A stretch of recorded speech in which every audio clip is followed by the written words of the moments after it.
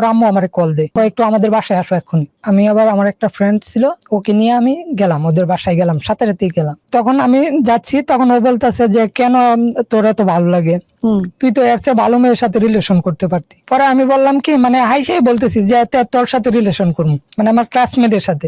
পরে ও বলতে চাইছে যে আমি তো রাজি, তুই খালি একবার বল, আমি মানে তোদের বাড়িতে গিয়ে উঠবো। ওইটা বলার পর থেকে মানে আমি যে ওর চিন্তা বাদ দিয়ে দিছি, মানে তখন থেকে মানে পরদিন থেকে মানে ওর পিছনে আর যাই না, মানে ওকে বিরক্ত করা শুরু করছি। মানে ক্লাসে আমরা ভোর 7টার দিকে আমরা মানে স্কুলে প্রাইভেট পড়তাম, তো আমি আবার ওই মানে স্কুল লাইফ শেষে মানে প্রাইমারি স্কুল শেষে যে সময় ছিলাম, ওই সময় একটা স্যারের বাসায় থাকতাম।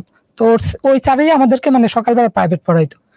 তখন আমরা সবাই আসতাম, ও আর আমি মানে সকাল বুড়ে আসতাম, তো সবার আগে চলে আসতাম। আইসা আমি ওর সাথে কথা বলতাম, মানে এমনিতে দুষ্টামি করতাম। কিন্তু স্যারও এই ব্যাপারটা জানতো, কিন্তু স্যারও বলতো যে তোমরা পাশাপাশি বসো, একসাথে বসো। স্যারও অনেক মজার মানুষ ছিল, তো এগুলো নিয়ে সবাই হাসাহাসি করতো। কিন্তু ওরে মানে আমি মানে আস্তে আস্তে এরকম বুঝাইতে আর কি, যে ওকে আমি অনেক ভালোবাসি বা ওর সাথে আমি রিলেশন করতে চাই, কিন্তু ও কোনোভাবে মানতে চাইতেছে না। তো আবার আমার ফ্রেন্ড দিয়া ওরে ভালোভাবে বুঝালাম, বুঝানোর পরে ও মানছে, মানে মোটামুটি মানার পরে আবার আমার আরেকটা ফ্রেন্ড কি করলো, ওকে বললো যে তোর সাথে রিলেশন করবে শুধু ও শারীরিক সম্পর্ক করার জন্য, আর কিছু না, মানে তোকে বিয়ে করবে না, কিছু করবে না। তখন গিয়ে বলে আপনারই একটা ফ্রেন্ড, আমারই একটা ফ্রেন্ড, স্নেক। হ্যাঁ, তারপর আমার একটা ফ্রেন্ড এই কথা বলে, কিন্তু মেয়েটা তো, আমি তো জানতাম না যে এই কথা বলছে। তখন ও বলতেছে যে আমার সাথে রিলেশন করবে না। তো আমি ওকে অনেক বিরক্ত করি, অনেক, যা বলার মতো না। স্কুল টাইম বা আমি বলতাম যে দেখমু তোর সাথে কে রিলেশন করে, আমি ছাড়া, বা অনেক বিরক্ত করতাম। আমি মানে প্রচুর পরিমাণে বিরক্ত করতাম। আর আমাদের স্কুলে এরকম ছিল, গ্রামের মধ্যে তো খুব কম স্টুডেন্ট ছিলাম, আমরা মাত্র 36 জন স্টুডেন্ট ছিলাম ক্লাসের মধ্যে। এর মধ্যে আমাদের মানে বেশটা ছিল মানে প্রথম সায়েন্স ছিল আমাদের স্কুলে প্রথম আমাদের বেস। তো আমরা সায়েন্সের স্টুডেন্ট ছিলাম, 7 জন ছেলে ছিলাম, 7 জনের মধ্যে 5 জনই আমাদের গ্রামের। তখন আমরা মানে আমরা স্কুলে যা করতাম তাই ঠিক, মানে অন্য কারোদের কথা কোনো। তারপর কিছু বলে নাই না, মেয়েটা তারপর কান্না করতে করতে বাসায় চলে যায়। এটা ঠিক হয়নি। আমি তখন মানে ওইখান থেকে চলে আসি। চলে আসার পরে ওর আম্মু কিছুক্ষণ পরে ওর আম্মু আমারে কল দেয়। আম্মু আমার সাথে আবার এমনিতে ভালো সম্পর্ক ছিল, আমাদের ফ্যামিলির সাথেও ভালো সম্পর্ক ছিল। তো আমাকে কল দেয়, কল দিয়ে বলে যে তুমি কোথায়। আমি তো মাঠে আছি, একটু আমাদের বাসায় আসো এখনই। পরে আমি আবার আমার একটা ফ্রেন্ড ছিল, ওকে নিয়ে আমি গেলাম, ওদের বাসায় গেলাম, সাথে রাতেই গেলাম। যাওয়ার পর বসায় বলতেছে, দেখো আলামিন, ও যদি মানে কোনো ভুল করে বা রাস্তাঘাটে কেউ ডিস্টার্ব করে, তাহলে তুমি শাসন করবা। এই জায়গায় যদি তুমি এরকম করো, তাহলে আমরা কি বলবো। আর পরে আমি বলতে যা, আর এরকম হবে না, এটা বললে আমি ওইখান থেকে চলে আসছি। আসার পর কিন্তু আমি থামিনি, মানে আমি ওকে প্রতিনিয়ত ডিস্টার্ব করতামই, এরপরে থামিনি। লাস্ট পর্যায়ে মানে আমি সকালবেলা আসছি, ও আসছে। আসার পর ও বলতেছে যে তুই আর কত মেয়ের সাথে এরকম করবি, মানে আগে একটা মেয়ের সাথে এরকম করছো, তেমন আমি এই কথা বলছি দেখা তুই আমার পিছনে এইভাবে লাগছ। আমি যে কবে স্কুল থেকে বেরোলে আমি বাঁচবো। পরে বলতেছে, আমি বলতেছি যে তুই যে জায়গায় যাবি আমি সেই জায়গায় গিয়ে তোকে এভাবে বিরক্ত করবো, যতদিন তুই না বলবি যে রিলেশন করবি না। পরে আমি কোনোদিন বলবো না। কিন্তু আমি ওই কথাটা এখনো জানতে পারি নাই যে ওই ছেলেটা যে বলছে যে এরকম যে আমি রিলেশন করবো শুধু ফিজিক্যালি করার জন্য বা অন্য কিছু বিয়ে করবো না, এটা বলছে। তো তখন আমি জিজ্ঞেস করি কেন করবি না, বলে এমনিতেই করবো না। তখন আমি মানে ওই দিনও আমার একটা ফ্রেন্ড ছিল, বাইরে দাঁড়ায় ছিল, মানে আমি আসছি তো সকালবেলা, তো আমি আর ও ভিতরে দেখা, ও আর ঢুকে না, ওই জানালা দিয়া মানে দাঁড়ায় দেখতেছি কি করি। তো আমি ওই দিনও আমি মানে হাত কাটার প্ল্যান আগেই করে রাখি। তখন আমি ব্লেড দিয়ে মানে হাতের মধ্যে অনেকগুলা ফুস দিই, ফুস দেওয়ার পর অনেক রক্ত বের হয়। অনেক রক্ত বের পরে মেয়েটা আবার ওড়না দিয়ে সাথে সাথে আসে আমার মানে ধরে, মেয়েটাই আমার ধরে তুই পাগলামি করতেছ কে। আমি এমনিতে, তুই বল আগে রিলেশন করবি না। পরে না করবো না। আমি কেন করবি না, পরে এমনিতেই করবো না। তখন আর ফ্রেন্ডরা চলে আসছে, ফ্রেন্ডরা চলে আসার পরে আমি গেছি স্বাভাবিকভাবে না হাতটা ধরে, পরে আমি বেরিয়ে গেছি, কাছ থেকে বেরিয়ে গেছি, বেরিয়ে বাসায় চলে গেছি। বাসায় চলে যাওয়ার পরে আর ওই দিন আর স্কুলে আসি না। তো এত করে বলার পরে যখন দেখলাম যে ও রিলেশন করবি না, তখন আর মানে ওর দিকে তাকাইতাম না, মানে ওর সাথে কথা বলতাম না। ক্লাসে আসতাম, আইসা আমার মতো ক্লাস করতাম, যে ক্লাস ভালো না লাগতো ওইটা করতাম না। কিন্তু বেশিরভাগ ক্লাসই আমি মিস করতাম।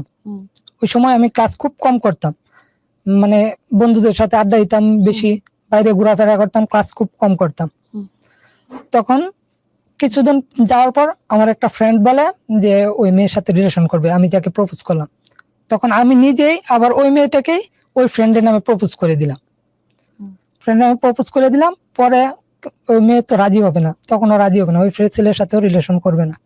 তখন আমি যে বলতেছে আমার একটা মানে ফ্রেন্ডের সাথে আবার বলতেছে যে দেখ ও আগে আমারে প্রপোজ করছে, আমি রিলেশন করি না দেখে এখন আবার আরেকটা ফ্রেন্ড দিয়ে আমার রিলেশন প্রপোজ করাইছে। পরে পরে যাওয়ার পর পরে ও রিলেশন করবে না। আমি কইতে ওরে ভাল লাগে না কেন, আমার না ভাল লাগছে না, তে ওরে ভাল লাগে না কেন, কেমনিতে আমি কারোর সাথে রিলেশন করবো না। আমি কি ঠিক আছে, না করলে নাই।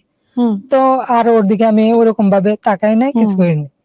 তারপরে যখন এসএসসি পরীক্ষা তখন আবার মানে ওই মেয়ের প্রতি ঘোরা একবারে ছেড়ে দিছি, মানে আর রিলেশন করবো না এরকম চিন্তা ভাবনা করছি, মানে পড়ালেখার প্রতি একটু মনোযোগ দিতেছি। তো আমি মানে আমার গ্রুপের যে সাবজেক্ট গুলো ছিল সায়েন্সের, ওইগুলোর প্রতি আমি খুব মনোযোগ ছিলাম। সায়েন্সে ছিল? হ্যাঁ সায়েন্সে ছিলাম। তখন কোন ক্লাসে ছিল? তখন ক্লাস 9-এ। 9-এ। হ্যাঁ, তখন আমি মানে গ্রুপের সাবজেক্ট গুলো খুব মনোযোগ সহকারে পড়তাম। বাংলা, ইসলাম শিক্ষা এরকম ক্লাস আমি করতামই না, মানে সব সময় বাইরে থাকতাম। তারপর যখন আমি মানে গ্রুপের পরীক্ষা যে চলতেছে, 9 থেকে 10 এর পরীক্ষা চলতেছে, তো পরীক্ষার একদিন পরীক্ষা হবে না, মানে আসছি পরীক্ষাইতে কিন্তু পরীক্ষা হবে না, বলতেছে যে আগামীকালকে হবে। তখন আমরা ফ্রেন্ডরা সবাই মিলে বললাম যে চল ব্রিজে যাই একটু আড্ডা দিয়া পরে বাসায় যাম। পরে ব্রিজে গিয়া মানে বৈশা রইছি, বৈশা থেকে সিগারেট খাইতেছি, মানে ব্রিজের উপর বৈশা সিগারেট খাইতে। তো স্কুলের মেয়েরা সবাই যাইতেছে তো এদিক দিয়ে, আমরা কারো কিছু মনে করি না, আমরা বৈশা সিগারেট খাইতেছি সব ফ্রেন্ডরা মিলে। তো আমি বৈশা রইছি, ও আমার একটা বাইকনা ছিল, ওর নাম তারেক, ও ছিল। ও মানে ব্রিজের থেকে নাইমা ওই যে আগের যে মেয়েটাকে প্রপোজ করছিলাম, ওই যে প্রথম যে মেয়েটাকে প্রপোজ করলে ওই মেয়েটার সামনে গিয়ে দাঁড়াইছে, বলতেছে তুই আমার বাইকনার সাথে রিলেশন কেন করলি না, মানে এরকম। ও বিড়ি এক হাতে বিড়ি আর সামনে ব্রিজের সামনে গিয়ে মানে দাঁড়াইছে। দাঁড়ানোর পরে আবার আমার একটা ক্লাসমেট বলতেছে আমারে, বলতেছে আমি ব্রিজের উপরে বৈশা বৈশা বিড়ি খাইতেছি, বলতেছে আলামিন তুই কোনোদিন ভালো হবি না, না আমারে বলতেছে। তো আমি কিছু বলি না, আমি দাঁড়া রয়েছি, আমি বসে সিগারেট খাইতেছি, আমি কিছু বলি না। বললাম ওরা বাইক না, বলতে কেন করলি না রিলেশন। এটা করার পরে আমি এটা গেছে কান্না করে দিছি, মানে কান্না করে দিছে, অনেক কান্না করতেছে। পরে সাথে সাথে মানে একটু সামনে গিয়া ওর বাইরে কল দিছে, মেয়ের বাইরে কল দিছে। তো মেয়ের ভাই আবার আসছে, আসার পর মানে আমার বাইক না যে তারেক ওকে মানে মারতে গেছে। পরে আমারও রাগ হয়েছে, তখন আমিও গিয়া মানে মারছি, আমরা দুইজন মিলে মানে ওরা প্রচুর পরিমাণ মারছি। মারার পর ওরা বাসায় চলে গেছে। ওরে মানে মেয়েটার মামারে? মেয়েটার বাইরে ভাইকে। হ্যাঁ। মারার পর মানে ওরা বাসায় চলে গেছে, আমরা আবার চলে আসি স্কুল মাঠে, আমরা আবার ফুটবল খেলা ছিল, ফুটবল খেলতেছি। তা আমার বাইক না তারেককে আবার স্যার ডাকতেছে, যে ওই ফ্যামিলি থেকে স্যারকে কল দেওয়া হয়েছে, যে বলা হয়েছে যে এরকম করছে ছেলেরা বিরক্ত করে। হ্যাঁ। তখন আবার স্যার আসছে, আইসা আমারে বলতেছে যে আমার সাইকেলটা দেওয়ার জন্য। তো আমি তো কিছু মনে করি না, আমি সাইকেল দিছি, কারণ আমি তো জানি আমি কিছু করি না। তো সাইকেল দেওয়ার পর মেয়েটার বাসায় আবার ওই স্যারটা গেছে।